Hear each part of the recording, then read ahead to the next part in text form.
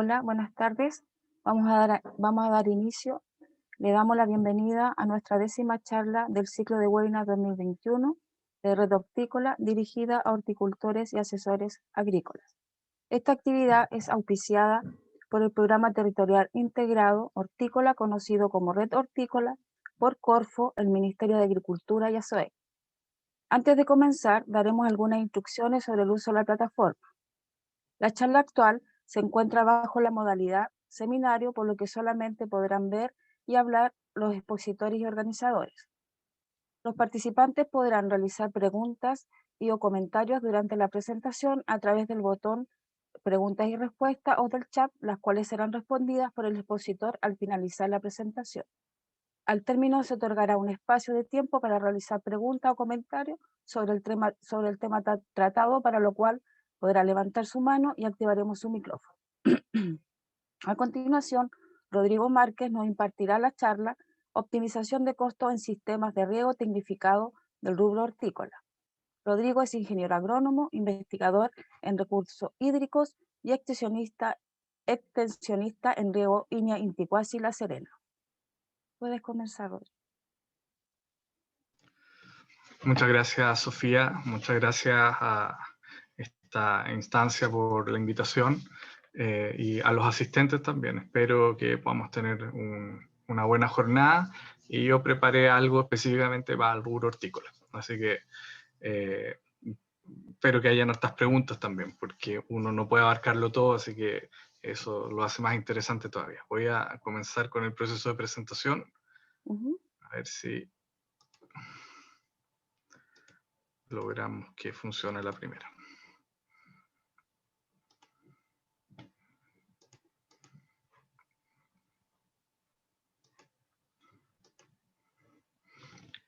¿Se logra visualizar la pantalla?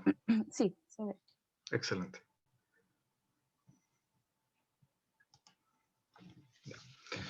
Bueno, como bien decía nuestra anfitriona, nosotros hoy día vamos a ver cómo optimizar costos en sistemas de riego tecnificado, pero con foco en el rubro hortícola, que muchas veces no tiene todo el espacio que requiere en los talleres de diseño de riego, tanto a nivel académico como en los talleres que se imparten por distintos organismos de extensión.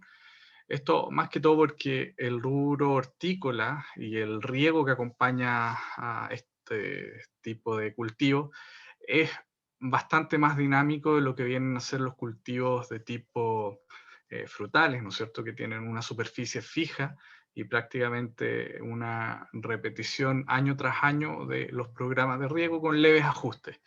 En el caso del rubro hortícola, nosotros usualmente estamos cambiando las superficies, los cultivos, las fechas de siembra, y eso nos genera un montón de diferencias y complicaciones que a la larga no siempre podemos abordar de forma correcta a la hora de buscar un riego eficiente. Así que aquí vamos a ver cómo podemos lograr un poco esto por medio de la optimización de los costos, que vamos a ver de qué se trata. ¿Ya?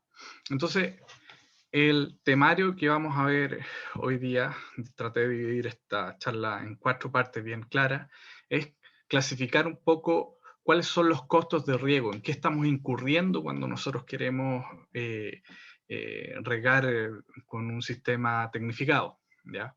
En segundo lugar, que va a ser el foco de esta presentación, es ver las inversiones de riego y cómo se optimizan desde un punto de vista técnico, que a la larga se traduce en ahorros de costo. En tercer lugar, vamos a ver los costos directos del riego, que están muy relacionados a las inversiones, ¿no es cierto?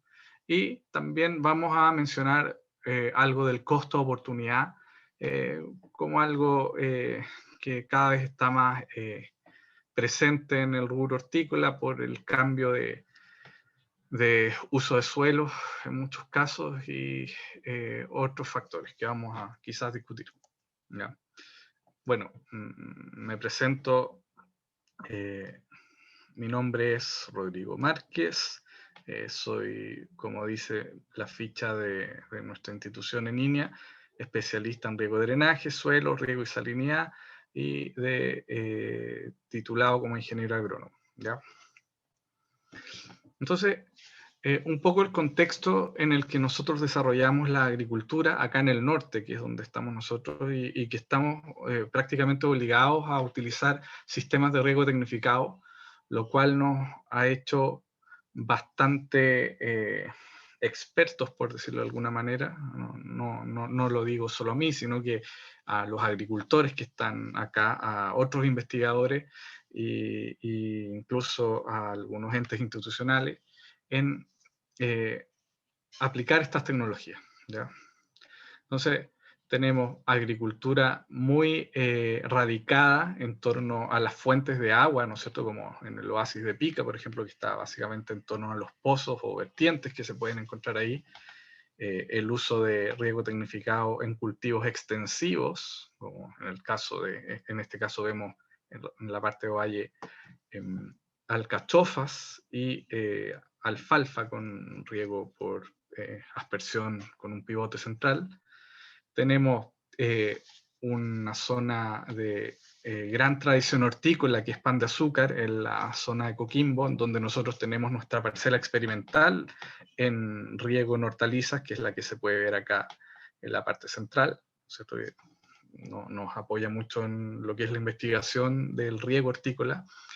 Y también lo que ya se conoce acá, que es la agricultura en los valles transversales interiores, que viene a ser lo típico que uno encuentra en el Valle del Elqui, más para el norte hacia Copiapó, Alto del Carmen, incluso hacia la cordillera en Ovalle y en Illapel, ¿ya? Bueno, más de lo mismo. Entonces, estas condiciones en que nosotros nos desempeñamos nos han obligado a tener que buscar la forma de regar de forma eficiente, y por otros aspectos que tienen que ver con el costo de la mano de obra, también hemos tenido que apuntar mucho hacia lo que es la automatización de estos sistemas, cosa que vamos a señalar más adelante. Ahora, ¿cómo nosotros clasificamos los costos del riego? Esto es volver un poquito a las tablas de economía, pero nada que nos asuste mucho, sino que nosotros vamos a decir que tenemos costo de las inversiones, ¿no es cierto?, que es la infraestructura física del riego, fertilización y energía, así como los terrenos, los derechos de aprovechamiento de agua requeridos para la producción agrícola. Esas son nuestras inversiones. ¿Ya? Tenemos costos directos, que significa simplemente que mientras estemos produciendo, incurriremos en estos costos. ¿Ya? Y dentro de estos costos tenemos costos directos fijos, que están directamente relacionados con la producción, pero se mantienen fijos no importando la cantidad producida, ya sea de lechuga, tomate, pepino dulce, alcachofa, sino que vienen a representar algo que nosotros necesitamos para producir, pero que no nos reporta mayor utilidad en función de cuánto produzcamos, o mayor costo, sino que tal como el salario del encargado de riego, ¿no es cierto?, el que opera la máquina de riego, en caso que no seamos nosotros mismos, si está contratado, los asesores que nosotros tenemos que pagar de alguna u otra manera, los análisis de laboratorio y los seguros. ¿Ya? Tenemos costos directos variables, que estos sí son aquellos que aumentan a medida que nosotros buscamos un mayor nivel de producción. Y los casos más típicos es, por ejemplo, mientras más queramos producir más semillas, más plantines vamos a tener que comprar, y mientras más superficie tengamos, más electricidad o combustible vamos a tener que estar utilizando para los riegos, igualmente que con los fertilizantes, los cosecheros y el transporte de la mercancía. ¿Ya? Los costos indirectos son aquellos en los que, aunque no estemos produciendo, incurriremos en ello. ¿Ya? Puede ser un crédito, ¿no es cierto? Pero básicamente no son tan relevantes en lo que vamos a analizar ahora. Simplemente señalar que hoy día están un poco más presentes porque algunos de los sistemas de riego tecnificado requieren el contrato de telemetría, internet, tener celular. Por ejemplo, cada vez está más presente el hecho de que en la producción hortícola limpia hay que hacer el retiro de residuos y no quemarlos, lo cual incluye las cintas de riego que están en desuso. ¿Ok? Ahora, como se señalaba... perdón. Y el otro costo importante que no tiene que ver mucho con esto es el costo oportunidad. Es decir, ¿qué costo tenemos nosotros si realizamos una inversión o una desinversión? Como por ejemplo, si pasamos de riego por surco a riego por goteo, o si vendemos parte de nuestros derechos de agua y pasamos a un sistema de arriendo de los derechos, ¿ya? Sin embargo, nos vamos a dar cuenta que a pesar de todos estos costos, la mayoría y el foco de esta charla va a estar en el costo de las inversiones, porque de aquí deriva en gran parte los otros costos, los directos, los indirectos, y punto aparte es el costo oportunidad. ¿Ya?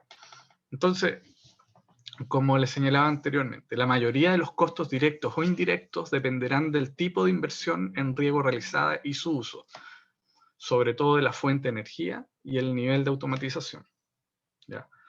Por ejemplo, un sistema de riego típico, trabajando con una bomba de 3 HP, ¿no es cierto?, 3 caballos de fuerza, con una presión dada de 1,5 bares en el cabezal y un caudal de 5 litros por segundo en los sectores, estaría gastando cerca de 225 pesos por hora de funcionamiento en cuanto a la electricidad de un empalme monofásico, ¿no es cierto?, un empalme doméstico como el que yo tengo aquí mismo en mi casa, que en los sectores rurales también existe, mientras que con un sistema diésel este costo rondaría los 400 pesos por hora, y esto puede variar mucho en función de varias cosas.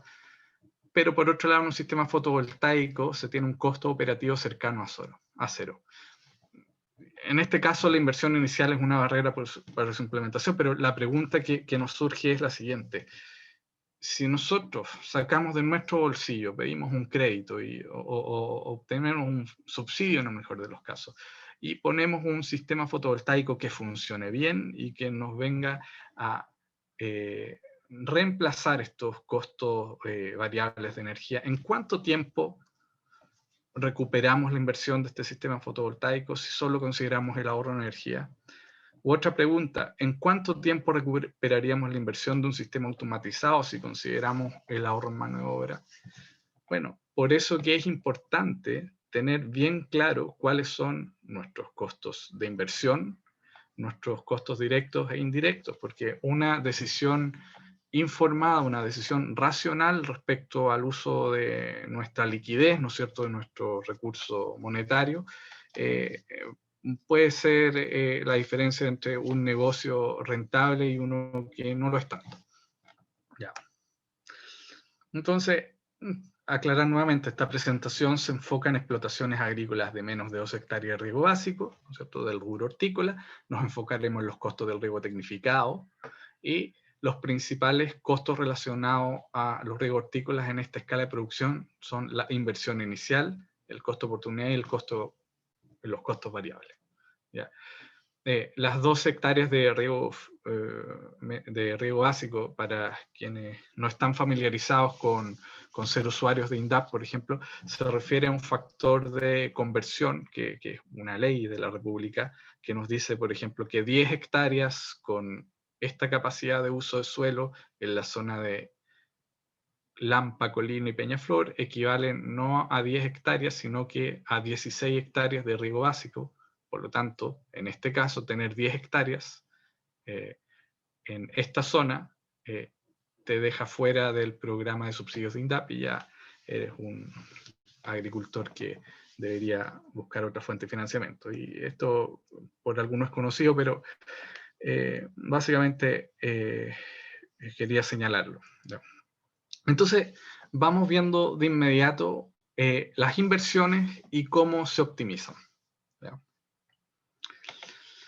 Si nosotros desglosamos las inversiones de riego por el tipo de infraestructura que representan, nos vamos a dar cuenta que básicamente tenemos una docena de ellas, ¿ya?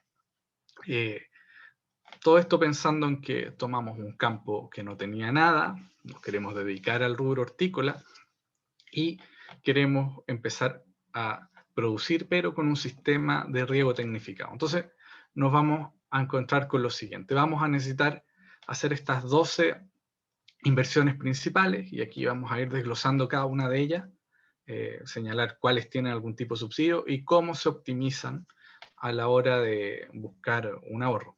¿Ya? Primero, el despedrado, ¿no es cierto? Un pozo profundo, un pozo zanja, una noria, embalse de acumulación. Tenemos que ver el tema de cómo energizar nuestro predio agrícola. Si es que necesitamos caseta de riego, un sistema de bombeo, ¿cierto? Un sistema de filtrado de agua, un sistema de fertirrigación, tuberías para conducir el agua presurizada, sistemas de telemetría y sensores, que esto es algo bastante novedoso en cuanto a riego, fitinería hidráulica y las cintas de riego hortícola, que lo puse con un signo de interrogación porque hay quienes tratan esta inversión cual fuera un insumo, renovándola en cada ciclo de riego, ¿ya? Pero para fines de un manejo sustentable y ecológico del predio, nosotros lo vamos a tratar ahora como una inversión que debería durar más de una temporada. Entonces, cuando nosotros queremos hacer riego tecnificado de especies hortícolas, lo primero con lo que nos vamos a encontrar es que tenemos que realizar un despedrado y nivelación del suelo, ¿ya? Eso es bastante importante y vamos a ver por qué, pero por ahora señalar que se puede cofinanciar a través del programa SEARS, ¿no es cierto? Específicamente en el ítem eliminación, limpieza y confinamiento de impedimentos físicos, y está catalogado como con un costo de 5 a 10 UF por hectárea de despedrado, dependiendo de la cantidad de piedras que se encuentren. Pero es algo siempre recomendable, ¿ya? Y es necesario para el correcto laboreo del suelo hortícola y la maximización del agua aprovechable, ¿ya? Y por ejemplo, ¿por qué es importante? Si nosotros tenemos una humedad aprovechable en un suelo franco, ¿no es cierto? La humedad aprovechable es la cantidad de agua que almacena el suelo. Las piedras no almacenan agua, el suelo sí, lo que nosotros llamamos la parte fina, ¿no es cierto? Las arcillas, el limo y la arena, eso conforman la fracción más fina del suelo, son la parte donde se genera el espacio poroso y el agua se almacena, ¿no es cierto? Entonces, eso es la humedad aprovechable. Si nosotros tuviéramos un suelo franco, esa es la clase textural, ¿no es cierto?, de 30 centímetros de profundidad y estamos mojándolo con un ancho del 30%, es decir, no estamos mojando de hilera a hilera, sino que estamos mojando solamente donde está la planta, y tenemos 5% de piedras versus 50% de piedra, la cantidad de agua en milímetros que tenemos en cada caso pasa a ser de 12,6 milímetros a 6,3 milímetros. Es decir, es la diferencia entre estar regando con una frecuencia de 3 días y estar regando con una frecuencia diaria en algunos cultivos hortícolas que profundizan algo sus raíces. No es un tema menor, es importante. Y hay cultivos que no pueden regarse con sistemas tecnificados si no se hace esta acción primero, ¿ya? Bueno, aquí es de lo que estamos hablando. Mientras nosotros estamos hablando de la humedad aprovechable, en estricto rigor queremos el agua fácilmente aprovechable, pero de ahí viene la importancia de sacar la mayor cantidad de piedras que tengamos en nuestro suelo hortícola, ¿ya? Otra de las inversiones que en muchos casos se están utilizando, sobre todo aquí en Pan de Azúcar, que es en Coquimbo, es la construcción de pozos profundos, pozos zanja, o algunos agricultores de ciertos lugares tienen pozos noria. También se pueden cofinanciar a través de INDAP, la CNR, CONADI, el SAC tiene norias del plan de mejoramiento del suelo, ¿no es cierto?, de emergencia, y tienen un costo, en el caso de los pozos profundos, entre 4 a 10 UF por metro que profundicemos. En general no debería alejarse mucho más de eso, depende del sustrato que estemos perforando, pero es necesario para poder regar de forma frecuente, dependiendo del suelo y la evapotranspiración de esta frecuencia, pero con plena seguridad, ¿ya? ¿Cómo optimizamos esto? Esto es algo que hay que señalar. Primero, tenemos que conocer la profundidad del acuífero y sus fluctuaciones. Es decir, tenemos que saber qué nivel estático es cuando nosotros estamos extrayendo agua, cuando no estamos extrayendo agua del acuífero, y el nivel dinámico es cuando nosotros echamos a andar la bomba y este nivel empieza a descender. ¿Ya? Es importantísimo que sepamos esto, porque esto es lo que nos va a indicar hasta dónde nosotros tenemos que profundizar para mantener un nivel de extracciones que nos sirva a nuestra explotación. ¿Ya? Este dato, usualmente si no nos lo provee un vecino, que muchas veces tiene pozos, está disponible a través de los informes de la DGA, tiene varias estaciones de monitoreo, y básicamente aquí va monitoreando a lo largo de los años cómo se han movido los niveles freáticos, para nosotros hacernos una idea de qué es lo que deberíamos esperar en un año malo, en un año bueno, en la actualidad, y cuál es la tendencia. ¿Ya? Lo segundo, seleccionar un equipo de bombeo ajustado a la oferta y demanda de agua, así como la energía predial.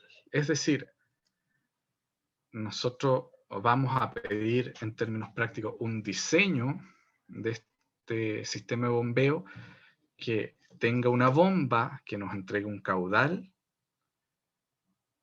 a cambio de una energía que nosotros sí tengamos disponible. En huertos que tenemos energía monofásica, en general no podemos poner sistemas de bombeo de más de 3 HP o 2,25 kilowatts, cuando mucho, ¿ya? Es decir, lo siguiente sería poner un sistema trifásico o suplementar la energía doméstica monofásica con generadores de combustión interna o con paneles fotovoltaicas. Pero de buenas a primeras, un sistema que no tiene corriente trifásica tiene esta limitación. Ya tenemos que ajustarnos al máximo de la energía disponible que tenemos para extraer agua. ¿Ya? Y también otra cosa que llama mucho la atención, que hay agricultores que lo hacen, es que aparte del pozo profundo, hacen un embalse de acumulación. Cuando si uno lo piensa, en la mayoría de los casos, el mismo acuífero del cual estamos extrayendo el agua es el reservorio. Normalmente no es necesario tener, aparte de un pozo, un embalse superficial, a menos que el pozo nos haya quedado con bastantes restricciones. ¿Ya? ¿Cómo optimizamos? Perdón. La siguiente inversión, la número 3, es el embalse de acumulación, ¿no es cierto? Que se puede cofinanciar nuevamente por medio de INDAP, la CNR Conadi, tiene un costo de 50 a 100 UF por cada 100 metros cúbicos, es un aproximado, y estamos hablando de un estanque revestido, y excavado y revestido en polietileno de alta densidad de 1 milímetro, y si es que no tenemos pozo profundo con un caudal constante, debiese ser la primera inversión para operar el riego localizado de alta frecuencia, porque como su nombre lo dice, estamos regando con una alta frecuencia, es decir, ya no nos sirve que el agua del canal nos llegue una vez a la semana, porque nosotros vamos a necesitar, si no es que todos los días o 2 veces por día, vamos a necesitar regar cada 2 o 3 días. ¿Ya? Entonces, si no tenemos una forma de acumular agua para suplir esta necesidad de frecuencia de riego, el sistema de riego tecnificado, de riego localizado, de riego por goteo, no va a ser exitoso. Eso se los podríamos dar firmado. Ningún sistema de riego por goteo va a funcionar bien si nosotros regamos una vez a la semana. ¿Ya? Y este es el estanque de acumulación típico, ¿no es cierto? Un estanque excavado y revestido, ¿no es cierto? Con esta lámina de polietileno de alta densidad. Tenemos en algunos casos acumuladores portátiles o móviles que están muy en boca hoy por temas de emergencia agrícola, pero que no almacenan una gran cantidad. Este embalse de acá debe ser de 10 a 15 metros cúbicos, este de acá es de alrededor de 1.500 a 1.200 metros cúbicos, ¿ya? Y también en algunas condiciones extremas que tenemos en zonas cordilleranas, se hacen embalses acumuladores que son de mampostería, pero son bastante caros y tratamos de no utilizarlos. ¿Cómo optimizamos la inversión en el embalse, en nuestro embalse de acumulación? Bueno, aquí hay solo una receta, es conocer la demanda hídrica total de la explotación de nuestro predio en un tiempo dado, que este tiempo dado puede ser una semana, un mes, y adicionar a eso la fracción de lavado de sales. La fracción de lavado de sales es el agua extra que nosotros aplicamos para regar para que no se acumulen sales en el suelo a medida que nosotros vamos regando. Esto debe ser bastante conocido para aquellos agricultores que están en la parte más baja del río Maipo, ¿no es cierto? Más hacia Melipilla probablemente, y que obtienen sus aguas de una fuente superficial, o también de algunos agricultores que sacan agua de pozo que también está salinizado. En la práctica, la fracción de lavado de sales para las hortalizas significa adicionar entre un 10 a un 30% más del agua que nosotros estamos utilizando de forma eficiente, lo cual es una pequeña contradicción, pero es totalmente relevante hacer estos manejos. De lo contrario, vamos a ver mermadas las producciones en el mediano y largo plazo. ¿Ya? Entonces, nosotros tenemos que tener de alguna manera clara, ya sea porque nos estamos asesorando, nosotros lo calculamos en temporadas anteriores, pero tenemos que saber, por ejemplo, aquí en estos gráficos sale cada mes, ¿no es cierto? Este es cultivo de lechugas. Aquí nuevamente salen distintos meses, desde agosto, septiembre, octubre, noviembre, en cultivo de nogales, y esto es en la zona, en la parte baja de Melipilla, por lo que recuerdo. Esto lo hicimos en otra actividad de extensión, pero lo importante acá es que nosotros sabemos, por ejemplo, que en el caso de las lechugas, en esta zona, vamos a necesitar aproximadamente 1.200 a 1.300 metros cúbicos de agua durante el mes de noviembre para mantener estas lechugas bien regadas, con un sistema de riego por goteo.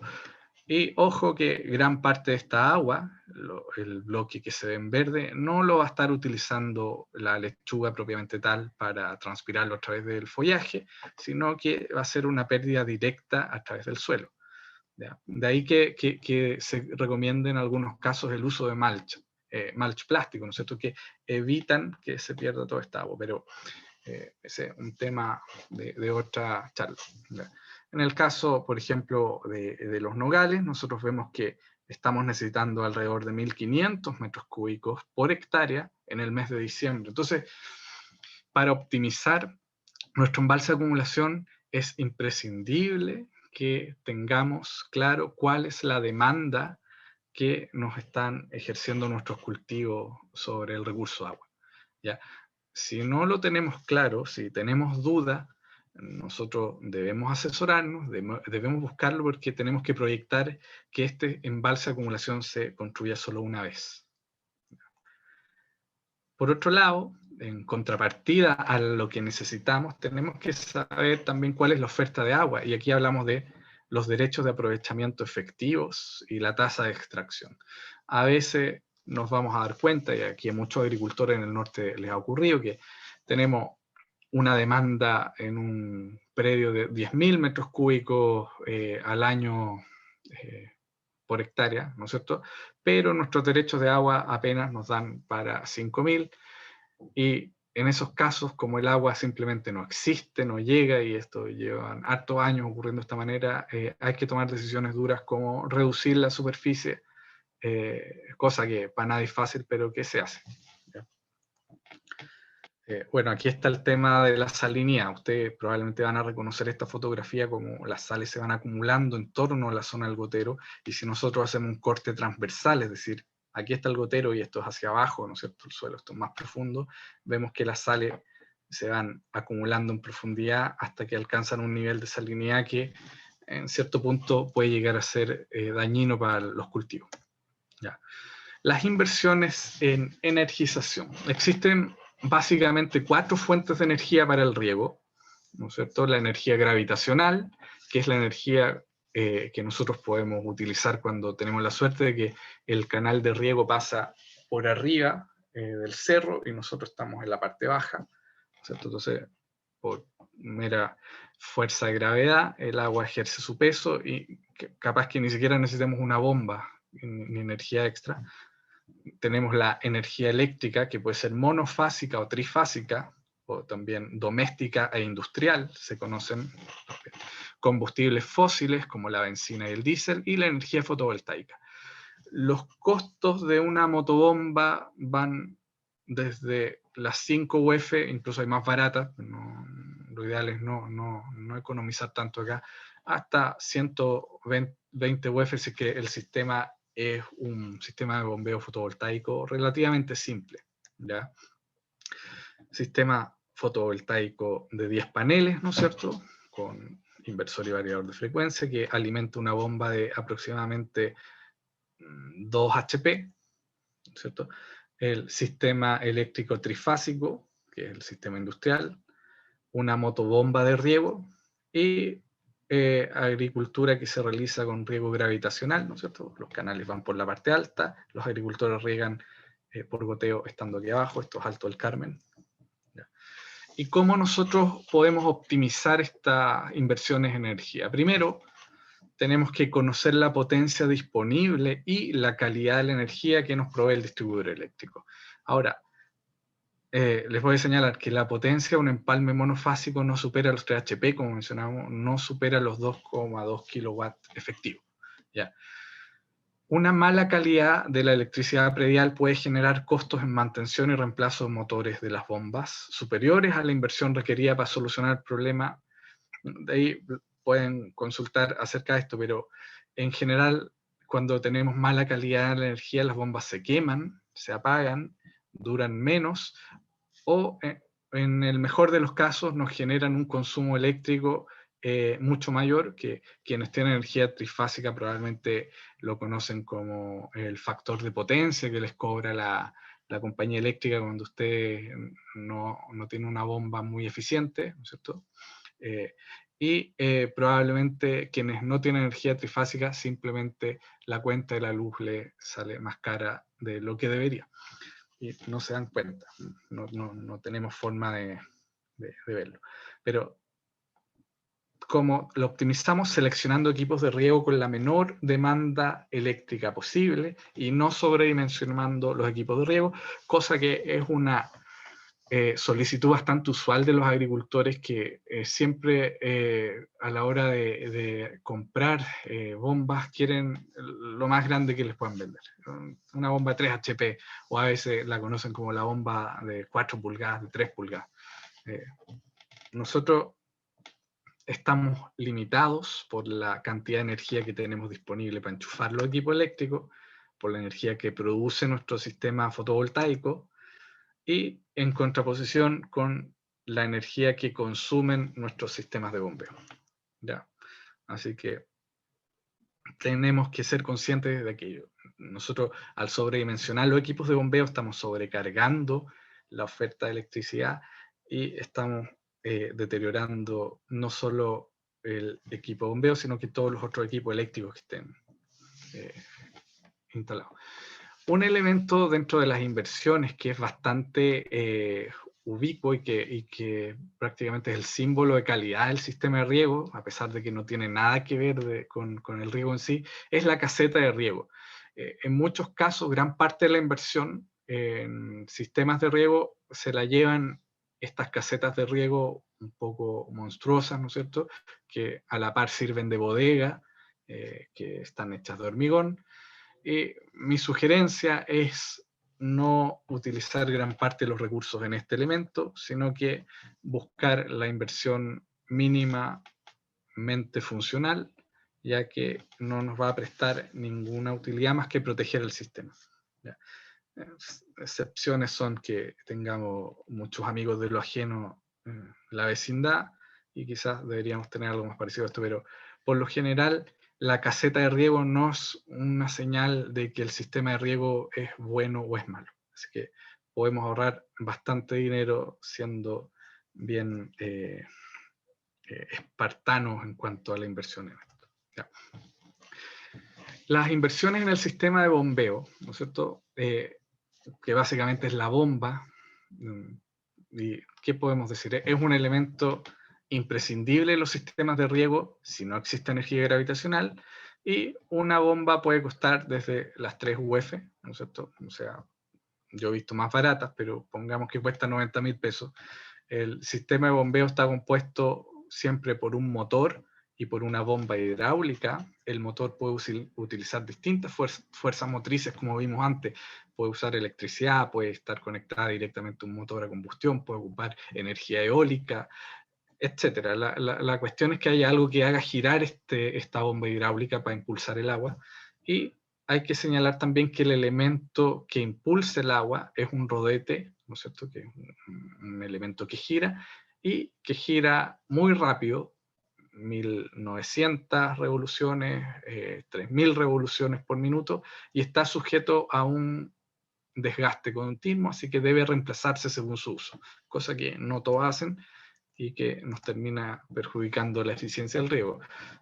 Esta es una bomba de riego, si se dan cuenta que está sin el motor, que es la parte que gira nomás, y esta es otra bomba de riego que es una bomba multietapa, esta que se meten en los pozos, ¿no es cierto? El agua entra por acá y se va impulsando y se va impulsando hasta que alcanza la superficie.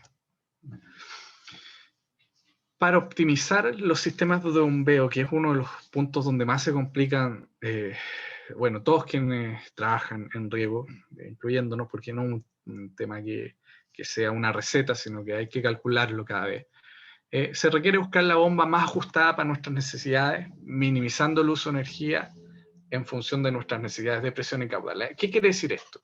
Nosotros 1 hectárea perfectamente la podríamos regar con una bomba de 4,4 HP, pero para los que saben electricidad aquí debería ser kilowatts, no kVA, pero 1 hectárea la podríamos regar con esta potencia, que nosotros ya sabemos que no existen bombas monofásicas domésticas que podamos enchufar.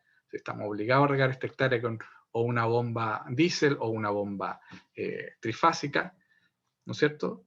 Podríamos tener este sistema de bombeo para regar 1 hectárea de una, o podríamos hacer la opción racional, que es dividir nuestra hectárea en 3 sectores y utilizar una bomba de 1,5 HP, que nos va a permitir regar de forma separada cada uno de estos sistemas de riego.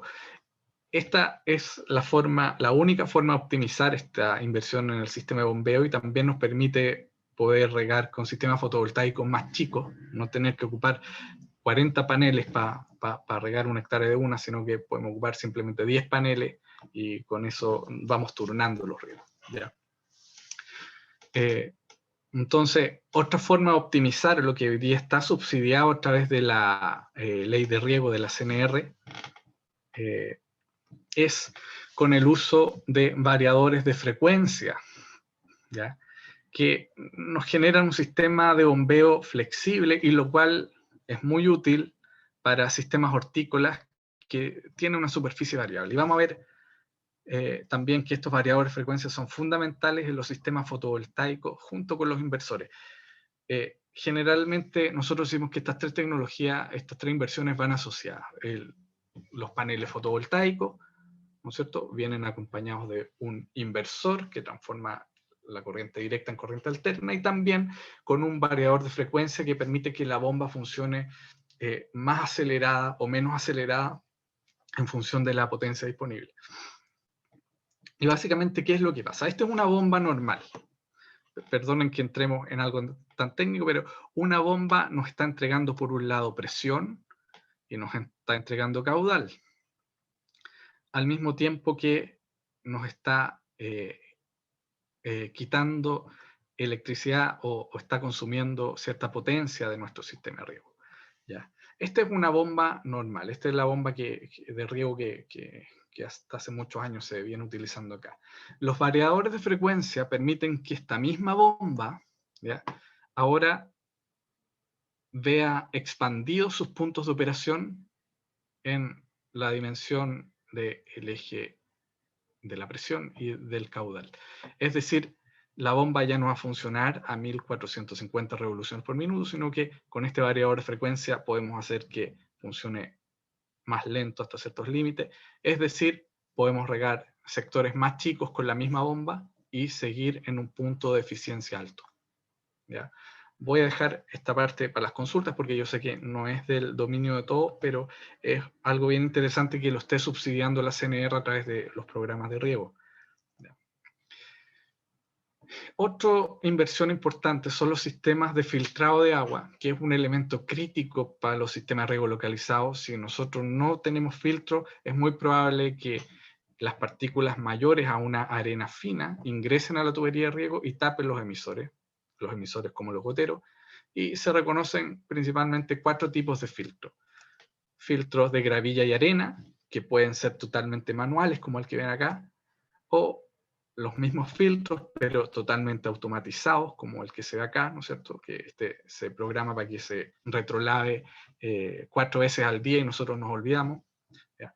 Tenemos filtros de malla o anillas dentro de este compartimento negro que ustedes ven acá. Puede haber un filtro de malla o una anilla, por fuera se ven bastante similares, que también puede tener otro nivel de automatización que nos evita a nosotros tener que estar destapando los filtros a cada rato. Ahora, ¿cómo nosotros optimizamos esta inversión? ¿Cómo nosotros sabemos lo que necesitamos? Básicamente, nosotros nos podemos guiar reconociendo qué es lo que nosotros tenemos presente en el agua. Tenemos arenas, tenemos algas, tenemos materia orgánica, tenemos sales. Las sales no se pueden filtrar, por lo demás las sales están disueltas, no están en suspensión.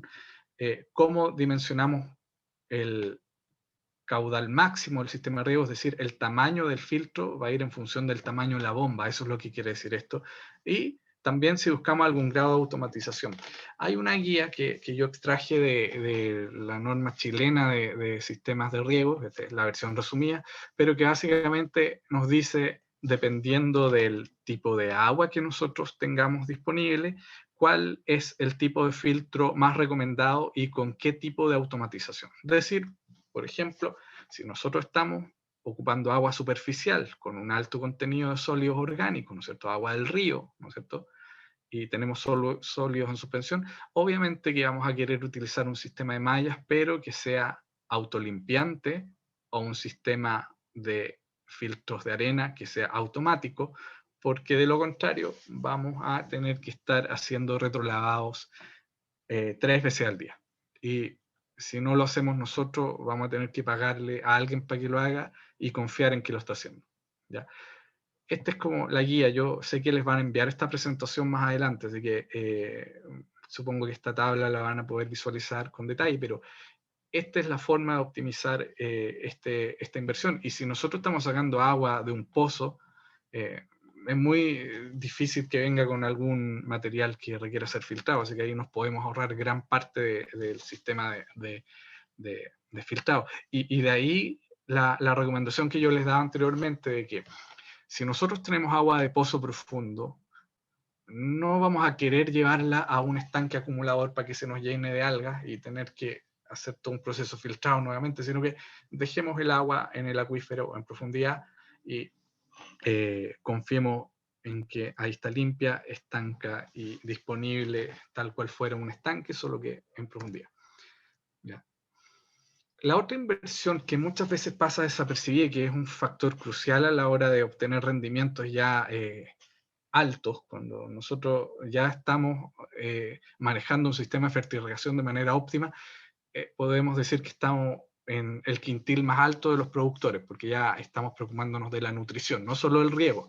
Y no hablo de la fertilización, que es tirarle fertilizante al cultivo, sino que aquí estamos hablando de la nutrición a través de sistemas de fertirrigación.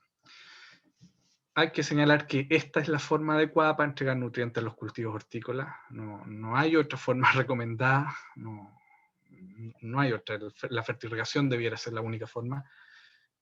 Y hay varias formas de lograr esta fertirrigación, con bombas anexas, con sistemas Venturi, con cámaras de mezcla, pero lo relevante es lograr un control del flujo de entrada de los nutrientes al sistema de riego. ¿Ya? Como les decía, tenemos sistemas de inyección directa, tenemos asistida con bomba anexa, de inyección. Básicamente yo los clasifiqué en 5 en base a la experiencia que he tenido, pero hay varios Frankenstein de distinto tipo. Todos tienen que tener algún sistema de mezcla y almacenamiento del fertilizante, algún sistema de inyección del fertilizante y, como les decía, un sistema de control del caudal que nosotros estamos inyectando. ¿Ya? Así es como nosotros logramos una correcta nutrición.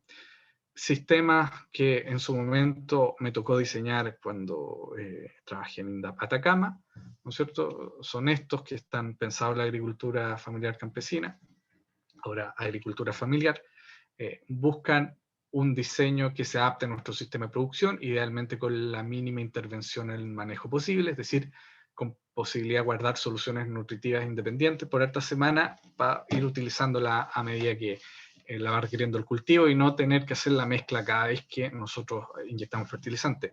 En este caso, por ejemplo, bien simple es contar con mínimo un estanque de premezcla para hacer la mezcla del fertilizante y 3 tanques de almacenamiento sellado y con entradas independientes. En este caso, en este diseño que está acá, que es muy sencillo, el fertilizante circula por esta vía. Nosotros hacemos la mezcla acá o el almacenamiento lo tenemos acá y hacemos una inyección que siempre tiene que pasar por el filtro y siempre tiene que haber una válvula de aire posterior a la inyección, cosa que si es que nos llega a entrar aire por acá, no nos deteriore el área de conducción de la tubería, cosa que vamos a ver más adelante. Otro sistema, que en este caso tiene una bomba anexa, ¿no es cierto? Una bomba chiquitita, aparte de la bomba principal, básicamente hace lo mismo. ¿Ya? Hablando de la entrada de aire a las tuberías, otro de los problemas usuales cuando nosotros tratamos de hacer riego eficiente es estos elementos, cuál es el diámetro de la tubería.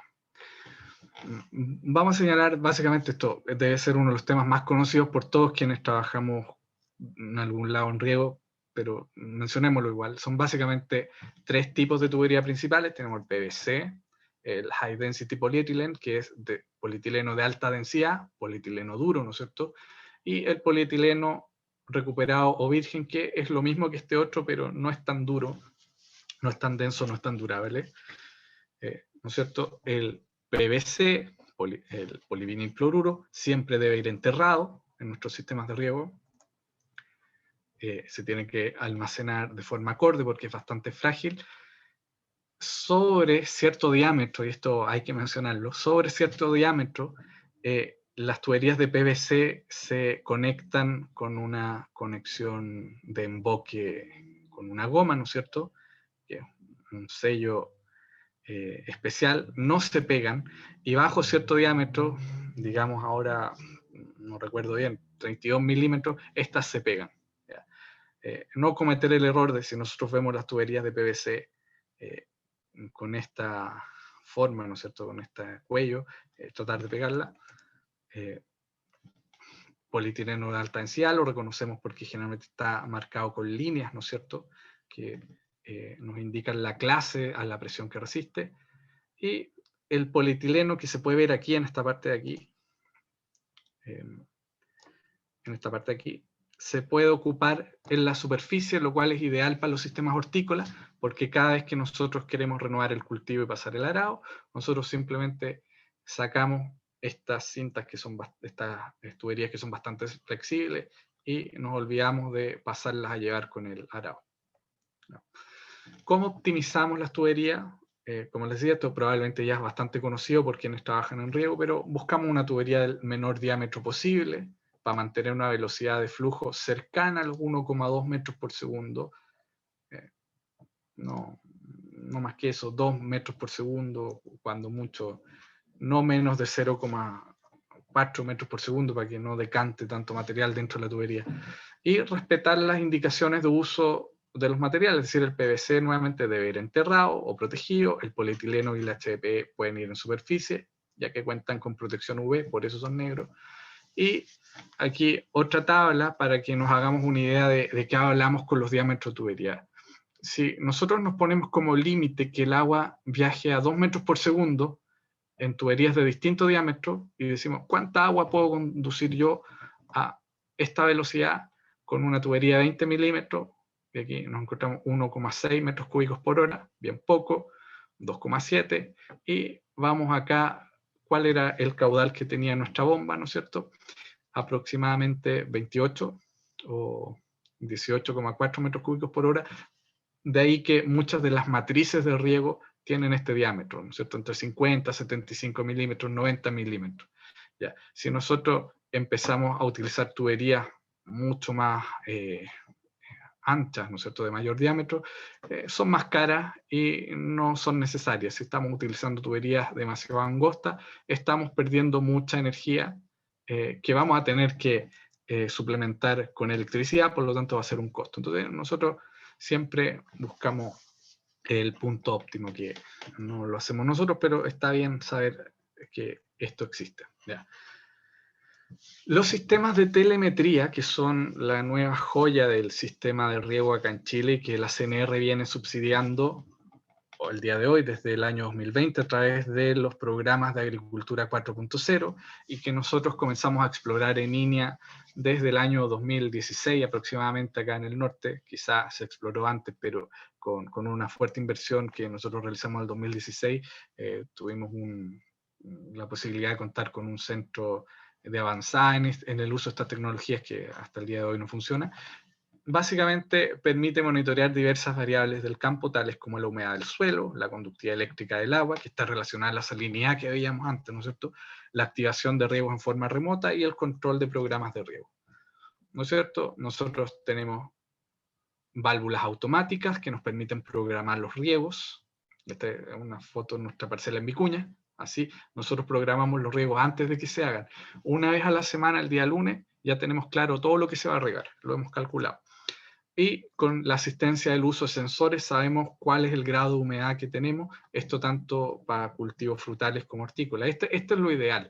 Sin embargo, si el sistema de riego no presenta uniformidad y eficiencia alta respecto al riego, no vale la pena invertir en este ítem, ya que primero se debe regular los caudales y las presiones, cosa que es el estado de la mayoría de los sistemas de riego de grandes y pequeños agricultores por lo demás. Es un tema transversal esto de riegos poco eficientes, riegos tecnificados poco eficientes, en donde tenemos coeficientes de uniformidad, que es la forma como se mide la salud de los sistemas de riego, que no pasan a ser de aceptable, en muchos casos pobre y en la mayoría de los casos inaceptable, y que en la práctica significa que un gotero, ¿no es cierto? Por ejemplo, todos estos puntitos azules, estos rombos azules, representan un sector de riego. Tenemos goteros que nos están entregando 4 litros por hora, otros 10 litros por hora, en este otro sector. Es decir, está bastante heterogéneo los caudales que nos entregan. Nosotros no nos sirve de nada controlar un riego si es que la entrega de los caudales está así. ¿Ya? Esto hay que tenerlo claro, no se nos va a solucionar por medio de la automatización ni los sensores. Primero tenemos que solucionar esto. Una inversión que no la ponía, pero la puse porque es tan relevante a fin de cuentas que tenemos que considerarla, es la fitinería hidráulica. Y hay que señalar aquí que hay distintas válvulas hidráulicas de aire, antirretorno, distintas, ¿no es cierto? Y su correcto posicionamiento hace la diferencia entre un sistema eficiente y duradero de uno que no lo es. ¿En qué nos protegen estos elementos? Primero nos protegen de que cuando entra aire, el diámetro de las tuberías no se ve reducido porque hay una burbuja de aire dentro de la tubería. Es decir, compramos tubería de 90 milímetros, pero nos quedó atrapada una burbuja de aire ahí, y en el fondo es como que hubiéramos comprado tubería de 63 milímetros. ¿Por qué? Porque tiene aire y no pusimos ningún sistema para que ese aire salga. O no pusimos válvulas antirretorno, cosa que el golpe de ariete, cada vez que damos los riegos, nos golpea el rodete de la bomba y hace que en vez de durarnos 5 años la bomba, o 3 años, nos está durando 1 año. Y hace que ande al revés, además, cosa que no es recomendable. Los voy a mostrar acá para que lo reconozcan. válvulas ventosas, válvulas de aire, tienen distintos nombres, válvulas antirretorno, válvulas de bola, y ojo que hay muchas veces que me corrigen, pero esta es la válvula de bola porque tiene una bola dentro, ¿no? ¿Ya? Algunos le dicen válvula de bola esta, pero esta es una válvula de compuerta. ¿Ya? ¿Y cómo se optimiza esto? Teniendo claro que, primero, típicamente los sistemas de la agricultura familiar hacen uso incorrecto de la mayoría de estos elementos, ¿ya? Y deterioran la vida del sistema incurriendo en costos adicionales, lo cual es una realidad que se ha detectado a través de varios programas de evaluación de riesgos que un colega en la región metropolitana tiene funcionando y nosotros estamos haciendo acá también. Pero básicamente hay que tener claro que estos son los tipos de válvulas y para esto sirven. ¿Ya? Lo vamos a dejar acá, ¿no es cierto? También como una guía para que ustedes lo puedan visualizar y ver que por lo menos existen y fijarse que existan en los sistemas de riego que ustedes compran o encargan. ¿Ya? Otro elemento de las inversiones que podemos optimizar son las cintas de riego, y aquí las cintas de riego hortícola, básicamente hablamos de aquellas que tienen aperturas o emisores de riego que entregan un caudal controlado, eso es lo importante, que está controlado, pero a una presión determinada. Es decir, esta presión, dependiendo de la cinta, va entre 0,5 a 1,0 bares, y el caudal que entrega cada uno de estos emisores es de 0,8 a 1 litro por hora, aunque usualmente nos referimos a un caudal de litros por metro. Es decir, si esta cinta tiene 5 goteros en un metro, es decir, goteros cada 20 centímetros, ustedes probablemente la han escuchado, quienes producen en la horticultura, como cintas de 5 litros por metro. ¿Ya? Pero básicamente el origen de aquello es esto. ¿Ya? Su precio está muy relacionado con la duración, ¿no es cierto? Pueden durar hasta 2 temporadas o 6 ciclos de cultivo, ¿ya? Y al tipo de emisor de riego, que puede ser el laberinto o pastilla, ¿ya?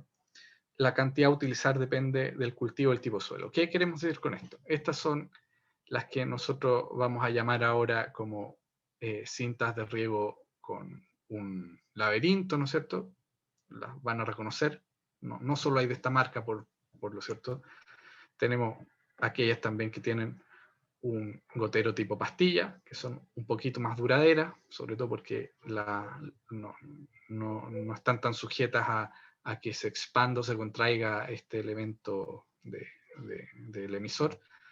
Y nosotros vamos a seleccionar la distancia a la que queremos estos goteros en función del tipo de suelo. En suelos arenosos, queremos quizás que los goteros estén cada 10 centímetros, en suelo franco, a nosotros nos basta con que estén a 20 centímetros, perdón, y en suelos arcillosos podemos ocupar cintas de riego que tengan goteros cada 30 centímetros, y de esta manera nosotros estamos optimizando la inversión. Ojo que también es importante trabajar con las presiones adecuadas, es decir, en el peor de los sectores, en la cinta más alejada, nosotros debemos tener la presión mínima que nos indica el fabricante para que se entregue el caudal adecuado, cosa que la uniformidad sea acorde a lo que esperamos. Ahora, esas básicamente fueron todas las inversiones principales de un sistema de riego y cómo optimizarla. Veamos algunos de los costos directos variables y en qué magnitud están. Ojo que estos costos calculados acá son para 2019-2020 en huertos hortícolas de la región de Coquimbo. Se debieran asemejar bastante a lo que tenemos en la región metropolitana y la sexta región. Pero veamos, con 3 ciclos de hortaliza, con 3 ciclos de cultivo de hortaliza, ¿ya? Nosotros debiéramos tener, ¿dónde pongo esto? Acá, un costo de energía de entre 0 a 600 mil pesos por hectárea año, 600 mil pesos regando con un sistema bastante ineficiente. Tendido cientos de riego, nosotros es un costo importante, 150 mil pesos por hectárea al año. Operación del riego y la fertilización, solo la operación, no los fertilizantes, por lo demás, 230 mil pesos por hectárea al año. Mantención de los sistemas hidráulicos y eléctricos, como les decía, hay que hacer mantención en las bombas de riego, hay que limpiar algunos elementos que se van tapando, 200.000 pesos por hectárea el año. Reparación de cintas de riego, si es que no las queremos botar, ¿no es cierto? Queremos ocuparlas más de una temporada. Eso requiere parcharlas, ¿no es cierto? Cortarlas donde se dañaron y volver a unirlas, unos 120.000 pesos al año. Y tenemos que, para operar este sistema de riego hortícola, con 3 ciclos de hortaliza, estamos en el orden de 1.250.000 pesos al año, solo por operarlo. ¿Ya? El costo de oportunidad, que esto queda más a la discusión, porque yo lo quería traer a la palestra ya que es un tema vigente, es la pregunta que nos hacemos siempre: si nosotros invertimos en infraestructura de riego, pero siempre y cuando represente un ahorro de los costos directos, y usualmente preferible si es cofinanciado por un subsidio tanto de la CNR, la Comisión Nacional de Riego, como el INDAP, ¿no es cierto? También nuestro costo de oportunidad puede ser desinvertir en derechos de aprovechamiento de agua para aumentar la liquidez, ¿no es cierto?, el capital con el que tenemos día a día, como retirar nuestro 10%, ¿no es cierto?, de la AFP, pero disminuyendo la seguridad de riego en el futuro. Y además señalar que usualmente INDAP, así como otras instituciones, requieren que si nosotros estamos arrendando derechos de agua, esto usualmente tienen que ser a 8 años. Cuando yo estaba en INDAP hace varios años era 8 años, hoy día no sé, pero debe ser de ese orden de magnitud. ¿Ya?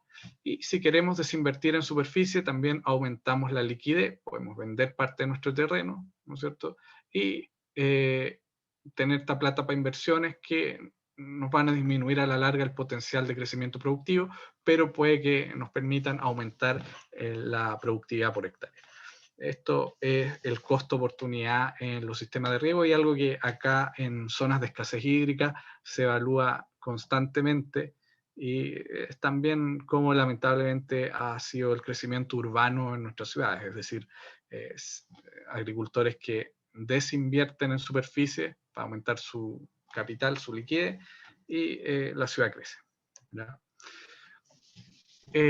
Finalmente les voy a presentar un sistema de riego integral que nosotros construimos en Ovalle junto con una empresa que es de la zona de Santiago y que incluye todo esto que ven acá. Sistema fotovoltaico, ¿no es cierto? Una caseta de riego automatizada con inyector de fertilizante. Esto tiene todo lo básico que nosotros necesitamos para regar bien. Un sistema hortícola, un sistema olivícola, lo que queramos regar, ¿no es cierto?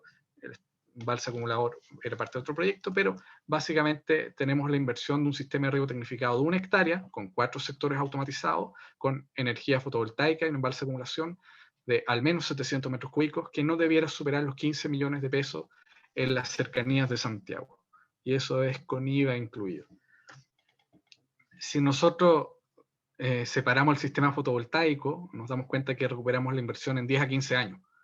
¿Vale la pena invertir por nuestra cuenta en este sistema fotovoltaico para recuperar la inversión en este tiempo? Y por otro lado, la automatización recuperaría la inversión, dado que la alternativa es ocupar mano de obra, en 7 a 10 años. Pero esto es como las optimizaciones que se pueden hacer y las dudas que nosotros tenemos que plantearnos a la hora de invertir. Por esto mismo, por el tiempo en que se recupera la inversión, es que ustedes ven que la mayoría de los sistemas fotovoltaicos hoy en día son subsidiados. Son muy pocos los que pueden incurrir en esta inversión que funcione bien y salir victoriosos de aquello. ¿Ya? Bueno, básicamente este es el fin de la presentación, así que yo quedo abierto a las dudas. Espero que se haya escuchado bien, espero que haya sido de su interés, y adelante, estudio. Muchas gracias, Rodrigo. Vamos a pasar a las preguntas. Voy a leer algunas que están aquí en el chat. Dice, felicitaciones por tratar el tema. Saludo a Rodrigo Márquez. Según lo sabido y lo observado en terreno, ¿qué tan importante es la calidad de agua para poder escoger los materiales de los tipos de riegos tecnificado, y qué tan difícil es que los pequeños agricultores adopten la nueva tecnología? Bueno, gracias por las felicitaciones, debe ser un conocido, se agradece.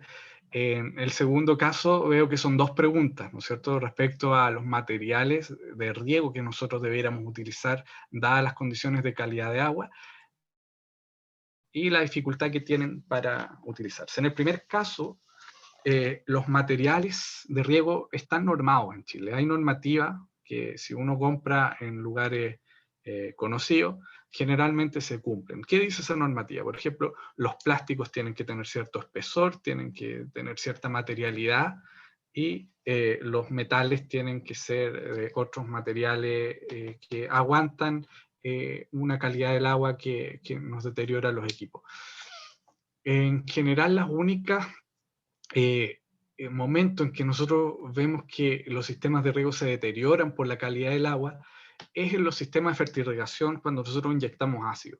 Y ahí, por ejemplo, es súper importante que los sistemas de fertirrigación cuenten con piezas que son de otro polímero, que es un plástico que se llama polipropileno, ¿ya? Que es relevantísimo para cuando nosotros hacemos inyecciones de ácido, ¿no es cierto?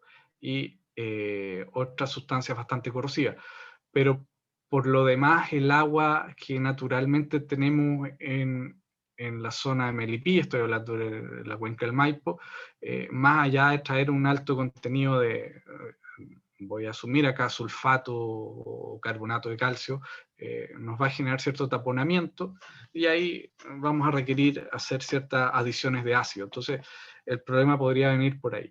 Segundo, la dificultad de implementación de la pequeña agricultura. Mira, en general, la agricultura familiar carece de asesoría, porque claro, si tú te das cuenta, las instituciones públicas las tratan como asesorías al por mayor en muchos casos. Son muy pocas las veces en que tú puedes agrupar a varias personas y que tengan el mismo problema en común y que tengan una misma solución. Entonces,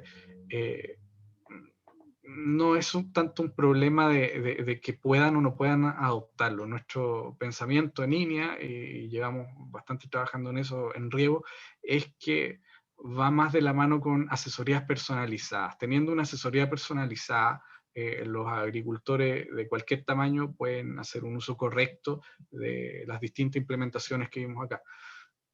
Ahora, no somos tantos los profesionales, yo sé que hay un equipo trabajando allá en Melipilla, Rodrigo, Alejandro y varios otros, pero es un trabajo que se hace día a día, ¿no? Disculpa, Rodrigo, ¿puedes dejar de compartir la pantalla, por favor? Ah, claro.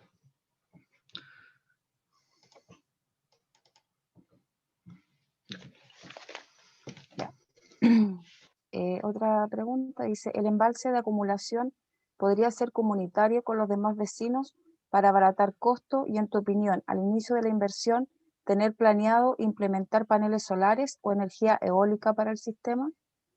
Ya que en muchos Sí. casos la energía doméstica puede fallar en momentos importantes para el cultivo. Esa es una verdad, puede fallar la energía eólica, pero vamos al tema del embalse acumulador. Sería ideal que se hicieran embalses de regulación corta o embalses comunitarios. Sin embargo, hay que considerar lo siguiente. Para que sea considerado un embalse de acumulación comunitario, tiene que estar en propiedad común, ¿ya?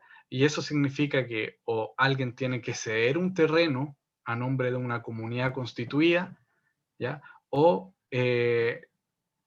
o tienen que los mismos agricultores ponerse de acuerdo y compensar a quien va a tener el embalse cabecera. Y eso muy pocas veces se da, porque si se dan cuenta, la agricultura familiar, muchas de estas organizaciones de usuarios no están constituidas legalmente como comunidades agrícolas o comunidades indígenas, sino que se inscriben en la municipalidad como un grupo de interés, ¿no es cierto? Como quien inscribe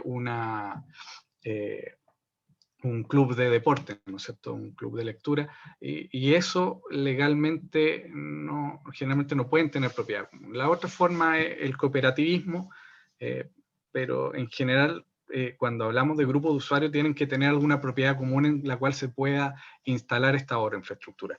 Por otro lado, lo ideal de los sistemas de energización, en mi opinión, es que sean mixtos. por lo mismo que señalaba la persona que lo dijo, sencillamente porque, y él lo dijo, esto es como repetirlo, ¿no? La energía fotovoltaica, la energía eólica no es segura. Entonces, pero el riego necesitamos hacerlo de forma segura. Entonces, ¿cómo compatibilizamos eso? Para eso está la ley de distribución, de generación distribuida, ¿no es cierto?, del Ministerio de Energía, que nos permite tener sistemas fotovoltaicos que se alimenten o inyecten energía al sistema. Ahora, eso tiene sus limitaciones, porque no en todos lados nosotros estamos en condiciones de inyectar electricidad y venderle a la compañía eléctrica, y en muchos casos nos quedamos con sistemas isla, ¿no es cierto?, mixtos, que es lo que más funciona en sectores rurales donde la calidad de energía es deficiente. ¿Y por qué esto? Porque nosotros no podemos inyectar más energía al sistema de la que nosotros tenemos conectadas como potencia. Si ya la potencia es baja, es bajo lo que vamos a poder venderle de vuelta. Así que, pero estoy de acuerdo con lo que dice, es decir, tenemos que tener sistemas mixtos. Oye, Bueno, Luis Durán es el que hace la ya. consulta. Relacionado también a la primera pregunta, igual lo mencionaste tú algo, pero dice, como asesora o profesional que habla a diario con muchos agricultores, muchos tienen los implementos de riego tecnificados sin uso, y dice que instalaron y se fueron, y a él no le explicaron muy bien cómo funciona todo. En su opinión, ¿tener un costo de asesoría sería importante, o que existan programas para que los pequeños agricultores adopten con éxito las nuevas tecnologías? Yo soy de la opinión que sí. Yo, habiendo estado a cargo del programa de riego en Atacama, en INDAP, y habiendo vivido lo que es entregar estas obras de infraestructura de riego, y que muchas veces, no siempre, pero muchas veces quedan en desuso, no tengo más que estar de acuerdo con ese diagnóstico. Es decir, todas las inversiones de riego de la agricultura familiar y de la pequeña agricultura en general debieran tener un componente importante de capacitaciones personalizadas de uso, e incluso supeditar la recepción de estas obras a que este mismo asesor chequee que todo está funcionando bien. Porque muchas veces la frustración de los pequeños agricultores eh, no es solo porque no les enseñaron a ocupar el sistema tecnificado, sino que muchas veces es deficiente. ¿Y por qué? Porque no tiene la capacidad el mismo agricultor de controlar lo que se está invirtiendo. Es como la incertidumbre que tenemos nosotros cuando llevamos el auto al mecánico. Nosotros nos pueden decir que está todo, que le hicieron esto, lo otro, las mantenciones, pero nosotros no todos somos mecánicos, no sabemos mecánica, y siempre vamos a estar en la incertidumbre. Y si algo no funciona, simplemente nos vamos a frustrar con su uso, y si no hay nadie que nos dé respuesta, va a ser algo bien negativo. Pero debiera ser un elemento a considerar, es decir, todas las obras de infraestructura de riego para la agricultura familiar deberían ir aparejadas de un asesor que por lo menos los lleve la mano durante los 2 primeros meses de uso, para que por lo menos se vean los temas de frecuencia de riego y tiempos de riego, que es lo más básico que se puede. Gracias.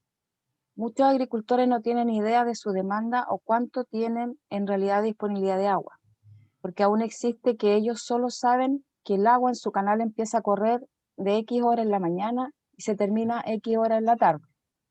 ¿Cree que la academia e instituciones privadas deben ayudar y entregar esta información a los agricultores más reacios a adoptar esta inversión en riego y mucho más en horticultura? Eh, yo creo que sí, es decir, qué pena que los agricultores no sepan, pero también, ¿por qué ocurre esto? Muchos de estos agricultores llevan generaciones ocupando el agua, probablemente heredaron sus campos a esta altura anterior a la existencia del Código de Agua, cuando había más abundancia de agua, y nunca se tuvieron que preocupar por contabilizar el agua que tenían. Y si uno se mete hoy día, por ejemplo, a la página de las juntas de vigilancia, el sistema en que informan los caudales, la disponibilidad de agua, es bien críptico. Es decir, a uno mismo que le toca meterse ahí, le cuesta ver en metros cúbicos cuánto es lo que tiene. Entonces, debiera transparentarse aquello, debiera emitirse una cartilla que en forma bianual por lo menos le indique a los agricultores cuánto es el agua que tienen, por lo menos en el papel, ¿no es cierto? Que ni siquiera es lo que les va a llegar por eficiencia de conducción, pero para partir de una base. No sé si existirá eso en Santiago, pero en general, en donde existe, no es que se difunda activamente, sino que las personas que lo preguntan lo obtienen. Y claro, pues sin esa información, entonces, ¿cómo sé cuántas hectáreas puedo regar? ¿En qué época? Lo único que tengo es que el agua me llega o no me llega. Y a veces ni siquiera es culpa de la Junta de Vigilancia o de la Asociación de Canalistas, sino que es un vecino de arriba que simplemente atajó el agua porque él considera que... Entonces, pero ahí entramos en otro tema que se está viendo harto, que es la automatización de los sistemas de distribución de agua dentro de los canales. Entonces, da para harto eso. Yo creo que un colega, si no lo tocó el tema, lo debiera tocar más adelante para no abarcar tanto yo, porque si no... Ujú. Gracias. Dice, excelente charla. Opinión de uso de cinta exudante en cultivo hortícola. Ya, las cintas exudantes son aquellas cintas que en vez de tener un emisor, esto se lo comento para quienes no lo saben, un emisor de riego, un gotero, ¿no es cierto? Tienen distintas, digamos, ranuras, aberturas y orificios a lo largo de toda su extensión, digamos que tienen cierta porosidad. Nosotros no lo hemos utilizado y básicamente porque le encontramos dos inconvenientes en teoría. El primero es que es un elemento plástico. ¿Ya? Una de las prácticas que nosotros quisiéramos implementar a posterior es el reciclaje de los plásticos en el campo. Eso es parte de las buenas prácticas. Y vemos que se dificulta bastante si nosotros enterramos esta cinta, cómo recuperarlas después. Y por otro lado, nosotros no tenemos formas de evaluar la uniformidad del riego estando las cintas bajo suelo. ¿Ya? Ahora, aparte de las cintas exudantes, existen goteros subterráneos que son una cosa distinta, que vienen a mejorar un poco la cosa, pero igual se nos dificulta en el sentido de que si no los desenterramos, no nos enteramos si están regando bien o no. Es decir, necesitamos métodos indirectos para estar evaluándolo. A la agricultura familiar yo no se la recomendaría. Quizá a una empresa más grande que tenga expertise en el área de riego, que tenga un equipo de riego que tenga las herramientas para evaluarlo, uno puede ahorrar bastante agua, ¿ya? Pero no creo que a la escala de la agricultura familiar les traiga tantas ventajas, sino que más frustraciones, vería yo. Gracias. A nivel de diseño, ¿se deben cumplir normas técnicas en la instalación de riego tecnificados con paneles solares?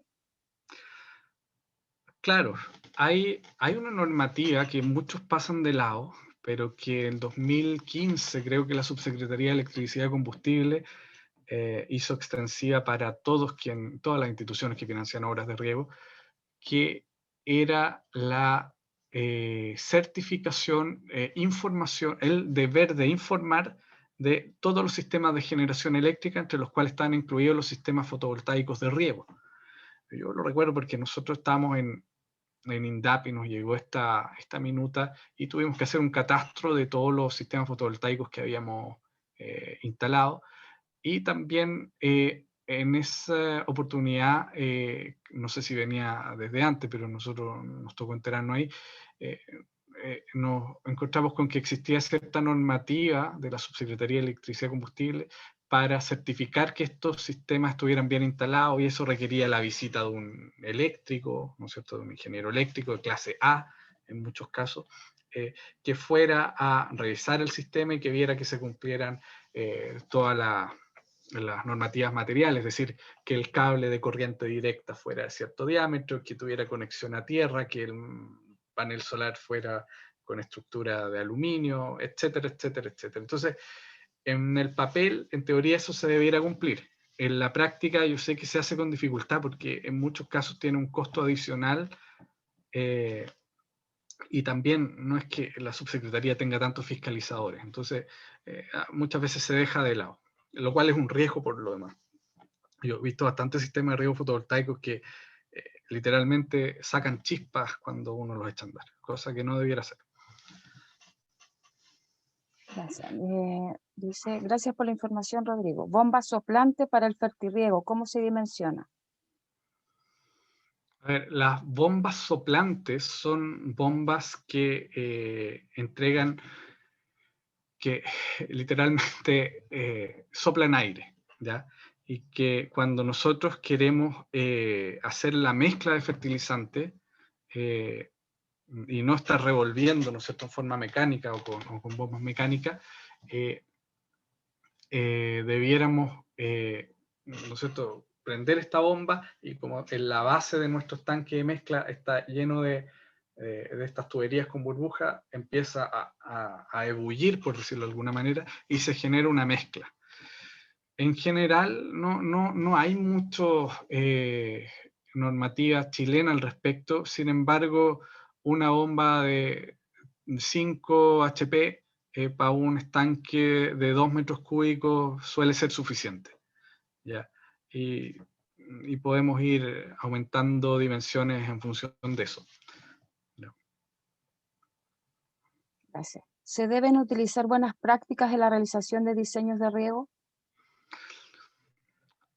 A ver, no es que exista una normativa de buenas prácticas de diseño, por lo menos lo que nosotros trabajamos acá con hortaliceros, ¿no es cierto? Pero sí hay normativas chilenas. Está la norma chilena de sistemas de riego, de sistemas de aspersión, que es lo básico que se debiera cumplir. Lo demás, lo de las buenas prácticas, tienen más que ver con el manejo, no tanto con la construcción de los sistemas de riego. La buena construcción queda en manos muchas veces de el que lo diseña y más que todo quien lo instala. Entonces, y no solo eso, sino que muchas veces de la disponibilidad de mercado de ciertos elementos que hay. Pero que yo sepa hasta ahora, quizá últimamente salió algo en riego, pero que yo sepa no, las buenas prácticas no hacen mención a la construcción, sino que más bien al uso y manejo, lo cual deja un espacio abierto bastante difuso de lo que es correcto o incorrecto. Muchas gracias, Rodrigo. ¿No hay más consultas? Antes de finalizar, quiero dejarlo invitado a todos ustedes este jueves 24 a las 9:30 a participar de nuestro primer seminario 2021, Uso Sustentable del Agua de Riego en Hortaliza, donde abordaremos temas relevantes como la situación hídrica, importancia, optimización y tecnologías de agua de riego en hortaliza, con expositores pertenecientes a instituciones, academias y empresas. Justamente va a estar Rodrigo ahí también apoyándonos con una charla en el seminario. El link de inscripción será compartido en nuestras redes sociales y página de Red Hortícola. Bueno, Rodrigo, queremos agradecer por compartir tus conocimientos e impartir esta excelente charla. También agradecemos a todos ustedes por haber participado en esta actividad. A nombre de Red Hortícola, Corfo, el Ministerio de Agricultura y ASOE, esperamos que esta jornada haya sido enriquecedora y que los conocimientos compartidos sean útiles para la gestión de sus negocios. También les recuerdo que el próximo martes se realizará una nueva charla. El tema rotación de cultivo hortícola expone Adolfo Donoso, profesional del INE. Compartiremos el link de inscripción. Que tengan muy buenas noches, que estén todos muy bien. Gracias. Gracias, Sofía, gracias a Red Hortícola y a los agricultores o asesores que están acá. Gracias. Hasta el jueves. Chao, gracias.